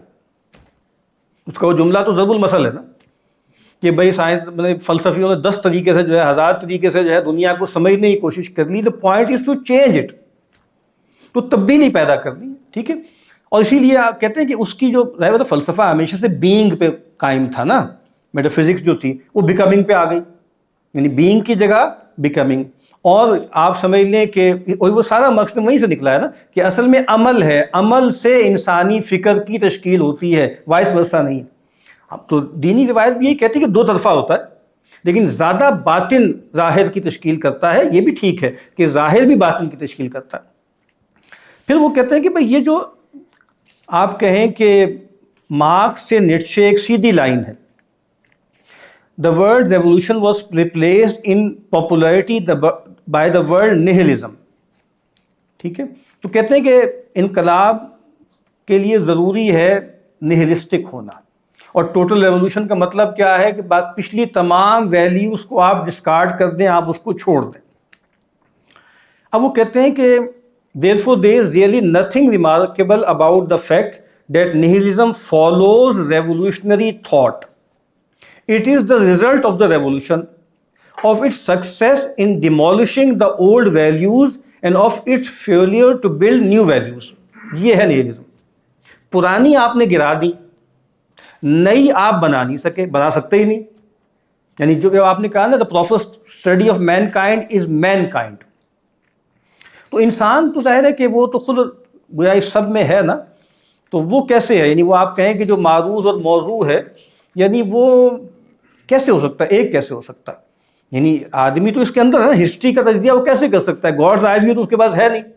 تو جب بھی کرے گا تو پھر ظاہری بات ہے وہ گرا تو دے گا لیکن بنا نہیں پائے گا. ٹھیک ہے, یہ ہم بار بار کہتے ہیں کہ اس کا احساس جو ہے وہاں کے ملحدوں کو بھی ہو چکا ہے کہ an awareness of what is missing. Habermas کی پوری ایک گفتگو ہے اس پہ, آگے لوگوں کے رسپانسز. پھر ایک بہت اہم جو اس کا تھیم ہے وہ ٹوٹلیٹیرینزم ہے, اور ایک اور بہت اہم تھیم ہے پرمیسو سوسائٹی, اباحیت. اب وقت نہیں ہے ورنہ میں عرض کرتا کہ انہوں نے کہا کہ بھائی لوگوں کا خیال یہ تھا کہ فاشزم کیوں آتا ہے. فاشزم کا مطلب ہے جبر, انہیبیشن اور پروہیبیشن. یہ ہے جس سے آپ سنتے نہیں کہ بھئی تہذیبی گھٹن پیدا ہو رہی ہے, آپ کو یہ نہیں کرنا, یہ نہیں کرنا, یہ نہیں کرنا, یہ نہیں کرنا, اسے گھٹن پیدا ہو رہی ہے, اور اس کی وجہ سے پھر استبداد پیدا ہوتا ہے. تو وہ کہہ رہا ہے کہ ایسا نہیں ہے, اصل میں جو پرمیسونیس ہے اس سے ٹوٹلیٹیرینزم پیدا ہوا ہے, اس سے فاشزم پیدا ہوا ہے. یعنی جب آپ نے ہر قسم کے سیکرڈ آرڈر کا انکار کر دیا تو اس کے بعد پرمیسو سوسائٹی بنی ہے. اور ان کا تو خیال یہ ہے کہ بنیادی طور پر دیکارت سے شروع کیا جاتا ہے ہسٹری آف ماڈرن فلسفی کو, اور دیکارت سے نیٹشے تک آتے ہیں. اس نے کہا کہ نہیں, ایک اور پاتھ بھی ساتھ ساتھ چل رہا تھا, اس کو آپ نے چھپا دیا, اس کو آپ نے کنسیل کیا. اس نے کہا کہ وہ دیکارت ٹو روزمینی ایک تھنکر ہے, اور تھرو پاسکل کا ایک اور ٹریڈیشن بھی ساتھ ساتھ چل رہی تھی نا, وہ کارٹیزین ہی تھی لیکن وہ نہلزم پر منتج نہیں ہوئی. اس کا سبب کیا ہے کہ وہ ٹریڈیشن سے جڑی رہی. اور جس طرح ہم بار بار یہ عرض کرتے ہیں کہ جتنی بھی مذہبی روایتیں ہوں گی, جب بھی وہ کسی فلسفے کے ساتھ متعلق ہوں گی, وہ لازماً پلیٹونزم ہوگا. اور اسی لیے بہت سے لوگوں نے یہ بات کہی ہے, کتاب بھی اسی نام سے, کہ پلیٹونزم اینڈ نیچرلزم. بس اب فلسفیانہ پوائنٹ آف ویو سے اگر آپ پلیٹونزم پہ نہیں کھڑے ہوں گے تو آپ لازماً نیچرلزم, آئی پازیٹیوزم, آئی سائنٹزم پہ جا کے رکیں گے. اس کے سوا آپ کا کوئی علاج نہیں ہے. ٹھیک ہے, تو اسی لیے آپ جو کہا جاتا ہے نا کہ ہمارے یہاں حضرت شاہ صاحب کے یہاں بھی عالم امثال ہے, اور لوگوں کے یہاں بھی ہے. اس کا سبب یہ ہے, یہ پرانے جو ہے فلسفیوں کے یہاں آپ کو ملتا ہے, تو اس کا سبب یہی ہے کہ وہ فلسفہ وہ ہے کہ جو قریب تر ہے وحی کی روایت سے. ٹھیک ہے, پھر انہوں نے تذکرہ کیا اس میں ولیم رائخ کا, اور تذکرہ کیا ہے اس میں ان کی سیکشل ریولوشن کتاب ہے. انہوں نے کہا کہ یہ ہے اصل میں پرمیسو سوسائٹی کا بانی. اور اس نے کہا کہ بھئی اس نے جو ڈائلیکٹکس تھی نا اس کو چینج کر دیا. انہوں نے کہا کہ بھئی آپ نے سارا زور لگایا تھا فائنینس پہ اور اکنامک پروڈکشن پہ اور ان چیزوں پہ. اس نے کہا کہ نہیں، اصل جو مسئلہ ہے وہ ریپریشن ہے، وہ سپریشن ہے سیکشول ارج کی. تو اب آپ اس کو اوپن کریں. اس لیے آپ دیکھتے ہیں نا کہ آج جو ماڈرن لیفٹ ہے وہ کلچر ہے، وہ کون سا ہے؟ یعنی وہاں پر لبرلزم لیفٹ رائٹ میں فرق کیا ہے؟ وہاں لبرلزم ہے اکنامک جو کنزرویٹوز ہیں، اور لبرلزم جو ہے وہ سیکشول ہے، وہ لیفٹ کا ہے. انہوں نے کہا کہ جو سب بہت بڑا تھیورسٹ ہے جو سائیکو انالیسس کا آپ جیسے پیغمبر کہہ لیں، وہ کون ہے؟ وہ رائخ ہے. ٹھیک ہے، کہ جس نے آ کر یہ بالکل مادر پزت آزادی کر دی اور کہا کہ اصل جو آزادی ہے وہ سیکشول ہے. یعنی وہ جاگیردار سے آزادی نہیں ہے، سرمایہ دار سے آزادی نہیں ہے، سب سے بڑی آزادی وہ جنسی ہے. اور جب یہ اس کو ختم کریں گے تو جب یہ سبلیٹ کرے گی، سبلائم کرے گی، تو پھر اس سے بڑے بڑے نتائج پیدا ہوں گے. اور پھر خاص طور پہ رائخ نے ہٹ کس کو کیا؟ فیملی کو. اور آپ دیکھیں مارکس نے بھی ہٹ کیا انہولی فیملی، کہ مراد یہ ہے کہ بھئی فیملی کو گرانا ہے. یعنی لکھا ہے اس نے خدا کا انکار کرنا ہے، فیملی کا، اور پھر وطن کا بھی کرنا ہے. یعنی اسی لیے آپ دیکھیں نا بنیادی طور پر آخر میں جو آدمی پیور جبلتوں پہ کھڑا ہو جاتا ہے نا، اس کی کوئی اینکرنگ رہ ہی نہیں جاتی. جو مارکس کے بارے میں کہا نا، علامہ اقبال نے کہا کہ بنیادی طور پر جو ہے لا سلاطین، لا کلیسا، لا الہ. تو یہاں بہت اہم بات ہے جو ہم نے یہاں ایک کتاب پر ریویو بھی کیا تھا نا، کہ how the west really lost God, وہ فیملی کا مسئلہ ہے. تو یہاں کہا کہ رائخ بہت اہم ہے. پھر یہاں پہ یوٹوپینزم کی بات کی ہے، اور یہاں بڑی اہم بات کی ہے کہ بھئی جو ٹریڈیشنل کلاسیکل یوٹوپینز تھے، پلیٹو، یہاں تک کہ تھامس مور بھی، وہ جب یوٹوپیا کا ذکر کرتے تھے تو اس لیے نہیں کرتے تھے کہ وہ ایکچولائزیبل ہے، وہ بتانے کے لیے کرتے تھے کہ اس دنیا کے غم، اس دنیا کے کرب تم پہ ہلکے ہو جائیں گے اگر ہم تمہیں بتائیں کہ ایک آئیڈیل ورلڈ ہے. اب آپ دیکھ رہے ہیں یہ بھی مذہبی بیانیہ ہے کہ وہ یہاں ہو نہیں سکتے نا. یوٹوپیا کا مطلب ہے نو پلیس. وہ بڑی اچھی انٹرپریٹیشن ہے کہ وہ اصل میں یہ تھوڑی کہہ رہا کہ تم نے قائم کرنا ہے، وہ بتایا تھا یہاں ہو نہیں سکتا، وہ کسی اور عالم کے لیے ہے نا. وہ جو ایک عمل ہے انسان کے اندر، وہ انسان کی زندگی سے زیادہ ہے. پیغمبر نے بتایا نا وہ لکیر باہر نکل رہی ہے، عمل کی لکیر باہر نکل رہی ہے. تو کہا لیکن کہا اس کے بعد یہ جو سینٹ سائمن کے ذریعے اور پھر مارکس کے ذریعے یوٹوپیا آیا ہے، اس میں انہوں نے کہا ہے کہ وہ یہیں پر ایکچولائز کرنا ہے. اور جب ایکچولائز کرنا ہے اس کے لیے ٹوٹل ریولوشن کی ضرورت ہے. اس ٹوٹل ریولوشن کی ضرورت ہے تمام ویلیوز کا انکار. اسی لیے وہ جب جکسٹپوز کرتے ہیں ٹریڈیشن اور ماڈرنٹی کو، تو کہتے ہیں بھائی یہ نہیں ہے بات کہ بھائی آپ کہیں کہ روایت کا مطلب یہ ہے کہ بھائی جس کا کوئی شجرہ ہو. بھائی شجرہ تو اب ماڈرنٹی کا بھی ہے، ہر چیز کا ہے. کہا اصل میں ٹریڈیشن میں کیا چیز ہے؟ وہ ویلیو سینٹرڈ ہے. اور ویلیو کا مطلب ہے کہ وہ ویلیوز ٹرانسینڈنٹل ہیں، یعنی وہ ویلیوز کے جو انسانوں کی تخلیق کردہ ہوں، چاہے انفرادی یا اجتماعی، وہ ویلیوز یا ورچوز نہیں بن سکتی. تو یہ بھی بہت اہم. اور پھر وائلنس کا ذکر کیا انہوں نے کہ وائلنس جو ہے وہ پوری. اب یہاں میں ایک کوٹیشن پڑھنا چاہتا ہوں. کہتے ہیں کہ ریولوشن نے کیا کیا ہے؟ انوبلمنٹ آف وائلنس. دیکھیں وائلنس ہمیشہ سے رہا ہے، لوگوں نے ہمیشہ یہ سب کیا ہے، لیکن پہلی مرتبہ اس کی انوبلمنٹ ہوئی ہے، اس کو میگنیفائی کیا گیا ہے، اس کو جسٹیفائی کیا گیا ہے. ٹھیک ہے، کہ of revolution as a transition from kingdom of necessity to the kingdom of freedom. اب چونکہ یہ آپ کو شفٹ لینا ہے نا، اس کے لیے قربانی تو دینی پڑے گی، چاہے لاکھوں لوگوں کو گلٹن کے نیچے سے گزارنا پڑے، ہزاروں لوگوں کو تحت ایک کرنا پڑے، تو آپ کر لیں. ٹھیک ہے، پھر اس کے بعد وہ یہاں تذکرہ کرتا ہے، ایرک فرام کا بھی ذکر کیا ہے اس نے، ہیونگ موڈ کا، مارکیٹنگ کریکٹر کا، اور پھر نہلزم آف ہیونگ. یہ میں پڑھنا چاہتا ہوں، بہت اچھا جملہ ہے. According to from in the second half of our century the authoritarian obsessive hoarding character which appeared for the first time in the 16th century was replaced by what he calls marketing character. marketing character. اور کہتے ہیں کہ اس میں کیا ہوتا ہے؟ experience of oneself as a commodity and of one's value not as value of use but as value of exchange. یہاں اشتہار لگے ہوتے ہیں، یہاں سکین پر نا بہت بڑا اشتہار لگا رہا ہے سالوں تک کہ بھئی اپنے آپ کو سیلیبل بناؤ، اپنے آپ کو کموڈٹی بناؤ. یعنی یہ جو ہیونگ اور بینگ کی بائنری ہے جو ایرک فرام کے ہاں ملتی ہے، بہت زبردست ہے. وہ دو موڈز ہیں جینے کے، اور اس وقت ساری موٹیویشنل سپیکنگ اور سارا جو سکسیس لٹریچر اسی پہ کھڑا ہوا ہے، یعنی ہیونگ موڈ کے اوپر ہے. اور قرآن و حدیث بھی اور صوفیانہ لٹریچر کو بھی اس ہیونگ موڈ کے لیے انسٹرومنٹلائز کیا جا رہا ہے. تو بال کہتے ہیں کہ اس سے کیا ہوتا ہے، پرسنالٹی مارکیٹ میں آپ اپنے آپ کو بیچتے ہیں، اور اس کا نتیجہ کیا نکلتا ہے کہ ہائیسٹ ڈگری آف ریفیکیشن ہو جاتی ہے۔ ریفیکیشن کا مطلب کیا ہے؟ تھنگیفیکیشن، آدمی شے بن جاتا ہے۔ The reduction of people to objects becomes universal, یہ یہاں پر جو ہے بن چکا ہے۔ اور پھر بہت جگہ جگہ انہوں نے بات کی ہے کہ بھائی پہلے ہوتا تھا کہ آئیڈیا آف ویل بینگ، یعنی پہلے کیا تھا؟ Idea of common will, common آپ کہیں کہ کامن گڈ کا تصور تھا، کامن سینس کا تصور تھا، تو کہا کہ اس کو ریپلیس کر دیا ہے idea of the well being. Well being کو اتنا اہم دیتے ہیں، کامن گڈ تھا، کچھ اقدار تھیں، اب یہ ہے کہ نہیں ویل بینگ، اور پھر انسان جیسے اچھا ہو جائے، اور پھر وہ جو کتاب بھی ہے اس کی کہ the closing of the American mind, کہ بھائی جو آپ پھر ایجوکیشن کا بھی ذکر کرتا ہے جگہ جگہ کہ ایجوکیشن بھی بنیادی طور پر اسی کی انسٹرومنٹ ہے، آپ کی یونیورسٹی بھی اسی کی انسٹرومنٹ، کہ پھر وہ اس طرح کا ایک انسان جو ہے وہ پیدا کر رہی ہیں۔ پھر وہ کہتے ہیں کہ 3 طرح کے وائلنس ہیں جو جدید دور میں پیدا ہوئے ہیں: violence against nature, against others and against one self. یہ ہو رہا ہے اس وقت، یعنی وہ جو بنگ چولہان کہتا ہے نا کہ اب تو ایلو ایکسپلائٹیشن نہیں ہے، اب آٹو ایکسپلائٹیشن، آدمی اپنے آپ کو تعذیب دے رہا ہے، 18 گھنٹے جو ہے اسکرین کے سامنے بیٹھا ہوا ہے، پیسے کما رہا ہے، جو کچھ بھی کر رہا ہے۔ تو گویا کہ اب اسی لیے وہ کہتا ہے نا کہ اب تو خیر انقلاب آ ہی نہیں سکتا، کیونکہ انقلاب کے لیے ایک بائنری درکار ہوتی ہے سلیو ماسٹر کی، وہ ختم ہو گئی ہے۔ اب آدمی خود ہی سلیو ہے، خود ہی ماسٹر ہے، اپنے آپ کو خود ہی وہ ایکسپلائٹ جو ہے وہ کر رہا ہے۔ پھر وہ بتاتا ہے کہ جو نیو ٹوٹلیٹیرنزم ہے، جو ٹیکنوکریٹک پرمیسو سوسائٹی سے پیدا ہوتا ہے، اس میں اور نئے میں پرانے میں کیا فرق ہے؟ پرانا جو ٹوٹلیٹیرنزم تھا اس میں وہ وائلنس کے ذریعے ہوتا تھا، اس کے پلیئرز ویزیبل ہوتے تھے۔ اب کیا ہے؟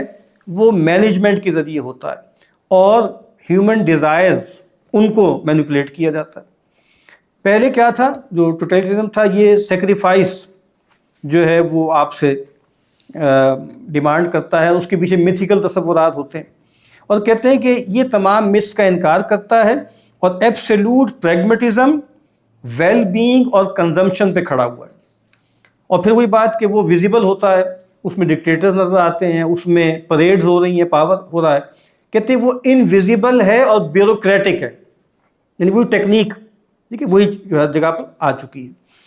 پھر اس کے بعد وہ کہتے ہیں کہ ایک بڑا اہم اس کا تصور ہے: scientism, eroticism and theology of secularization are just aspects of one and the same reality.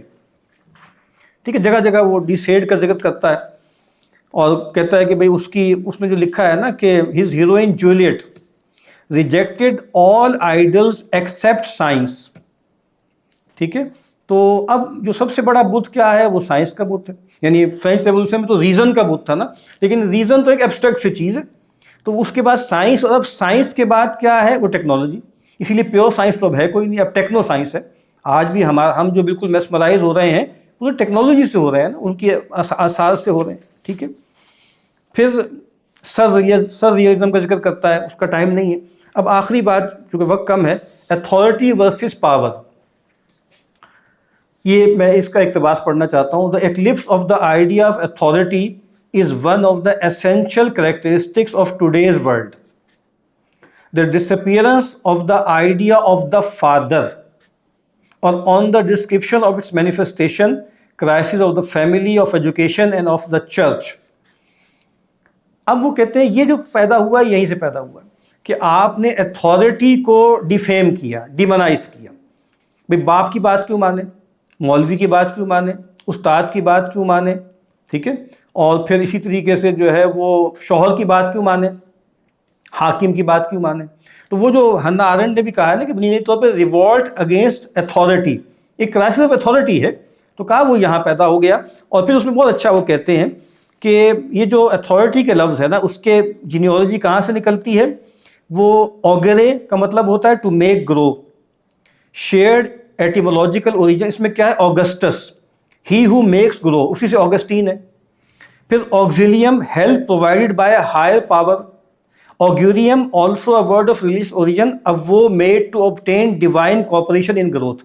اب یہاں دیکھیں لفظ کیا ہے؟ ربوبیت، اگر ہم اس کو کہیں تو کیا ہے؟ یہ ربوبیت ہے نا۔ تو اب والدین کے لیے بھی لفظ استعمال ہوا کہ نہیں ہوا؟ رب ارحمہما کما ربیانی صغیرہ. تو کہتے ہیں اتھارٹی کے اندر ربوبیت کا تصور ہے نا. یعنی آپ دیکھتے ہیں کس طرح کے اقوال ہیں کہ بھائی تمہارا استاد تمہارے جو ہے جو اصل باپ ہے اس سے برتر ہے، کیونکہ وہ تمہاری ربوبیت کر رہا ہے، مادی وہ کر رہا ہے اخلاقی روحانی. آپ دیکھ نہیں رہے. تو یہ بتانا چاہ رہے کہ اصل میں اتھارٹی پازیٹیو چیز تھی، گروتھ کے لیے تھی، لیکن اس کو آپ نے ڈیمونائز کر کے پاور ریلیشنز میں چیزوں کو ڈال دیا. اور پھر ایک بہت خوبصورت جملہ ہے، مین's freedom as power of attention and not of creation consists in his capacity to subordinate himself to this higher principle of liberation and be freed from the pressures from below. اس وقت تو پریشر فرام بلو ہے نا، pressure from ابو تو اللہ تو مشفق ہے نا، اللہ تو رب ہے، وہ تو رحیم ہے. جبکہ آپ جب بندوں کے حوالے کریں گے اپنے آپ کو، اسٹیٹ کو گاڈ بنائیں گے، وہ آپ کے ساتھ کیا کرے گا. اور بہت خوبصورت میں پڑھ رہا ہوں، پاور آف اٹینشن ہے انسان میں، ناٹ آف کریشن. بہت زبردست بات ہے. انسان کا کام تذکیر ہے، تخلیق نہیں. سبحان اللہ. یعنی آدمی کو وجہ آتا ہے جملہ پڑھ کے. یعنی انسان کا کام، انسان خالق تھوڑی ہے. آپ دیکھتے ہیں نا مصوروں کے بارے میں جو کہا کہ بھئی تمہارا خیال ہے کہ تم خلق کر سکتے تو بناؤ، پھر روح ڈال کے دکھاؤ اس میں. یہی تو پرومیتھیس متھ ہے ساری، ہم خدا ہیں، ہم خالق ہیں. تو یہ بات کہ انسان کو اٹینشن دی گئی ہے، وہ تذکیر، دیکھو غور کرو، اس کائنات کو دیکھو، اس تخلیق سے وابستہ ہو، اس کو نشانی بناؤ. جبکہ آپ دیکھیے یہی پھر آپ نے کہا کہ ہم خالق ہیں، ہم نے ان کو ایکسپلائٹ کرنا ہے. اس سے پھر پوری جدید دنیا جو ہے وہ پیدا ہوئی. میں نے اکبر کے 2 اشعار یہاں لکھے تھے. سبحان اللہ. کہتے ہیں کیا شان تیرے جمال میں ہے، ہر وقت زمانہ حال میں ہے. اس کا مطلب روحانی ہے. اور دوسرا وہ لفظ ہے کہ عالم فطرت پہ ہے میری نظر بھی اے حکیم. حکیم فلسفی کو بھی کہتے ہیں، سائنسدان کو بھی کہتے ہیں، یہاں مراد سائنسدان ہے. عالم فطرت پہ ہے میری نظر بھی اے حکیم، فرق یہ ہے تجھ کو عقل آئی مجھے حال آ گیا. سبحان اللہ. ان کو عقل آ گئی، ایکسپلائٹ کرنا ہے. یعلمون ظاہرا من الحیات الدنیا، او ہو اس سے تو اتنی انرجی نکل سکتی ہے. کبھی روایتی آدمی نے اللہ کی مخلوق کو ایسے نہیں دیکھا، ضرورت کے تحت ایجادات کی ہیں. یہ سمجھا کے ہم مر گئے، لوگوں کو سمجھ میں نہیں آتا تھی. تو ایک عیسائی کافر سے سن لیں وہ کیا کہتے ہیں. تو بہرحال اب یہاں پہ ایک اور دلچسپ اقتباس ہے، رین آف دا وومن. ٹھیک ہے. تو اب وہ کہتے ہیں today one of the topics most deserving of investigation is the transition to the reign of women. اب وہاں ایک اور آدمی کا کوٹیشن نکل کرتا ہے، when a society starts pursuing an effeminate ideal through its books and its law, women themselves and men gradually abandon the leading elites, the social classes that produce those books and those laws, and take refuge among the common people. The field is taken over by, آگے لکھا ہوا males and females, by pedestals and lesbians, where woman is submitted to man. اب کیا کہہ رہے ہیں؟ where woman is submitted to man, intelligence and strength triumph. where woman is submitted to man, intelligence and strength triumph. where man to woman, imagination and violence. یعنی یہ جو تانیسیت پیدا ہو گئی ہے وہ رجولیت ہی ختم ہو گئی. ہمارے یہاں بھی ایک پورا تصور رجولیت کا وہ پیدا ہو گئی. تو کہا کہ اب آخر میں، یعنی آخری جو چیپٹر ہے اس میں وہ لیفٹ اور رائٹ کا ذکر کرتے ہیں. تو اس میں ان کا تھیسس وہی ہے کہ بھئی اس میں الائنس ہے. لیفٹ اور رائٹ کو الگ الگ سمجھنا ٹھیک نہیں ہے. بنیادی طور پر وہی جو انلائٹنمنٹ کی آپ سمجھ لیں کہ جو ہیرسی ہے اسی کے شاخسانے ہیں. اور اس کی جو بہت ایک پروفیٹک انسائٹ ہے وہ یہی ہے کہ یہ جو the organic hybridization of the culture left and the technocratic right. The left provides the culture demolition of work while the right manages the resulting consumerist, hyper-individualistic society. They are two sides of the same secular coin. ٹھیک ہے. میں نے کہا تھا کہ ان کی آخری تحریر بھی یہی ہے. وفات سے ایک ہفتہ پہلے انہوں نے کہا کہ بھائی وہ لگتا ہے کہ وہ وہاں پہ انتقال کر گیا اپنا ویسٹ میں، لیکن یہاں پر کامیاب ہو گیا، ویسٹ میں آ کر کامیاب ہو گیا. تو بہرحال کتاب پروفاؤنڈ بھی ہے، تھک بھی ہے، اور مجھے تو خیر میں نے تفصیل سے پوری کتاب پڑھی ہے، اور کوئی صفحہ ایسا نہیں ہے کہ جس میں آپ کو جھماکے نہ ہوں، آپ کو لگے نہ کہ دیکھو کتنی، وہی بات جو ہم سن ہی رہے تھے، دیکھ ہی رہے تھے، پڑھ رہے تھے، اس کو بہت اچھے طریقے سے انہوں نے تھیورائز کیے. ٹھیک ہے. وآخر دعوانا الحمد للہ رب العالمین.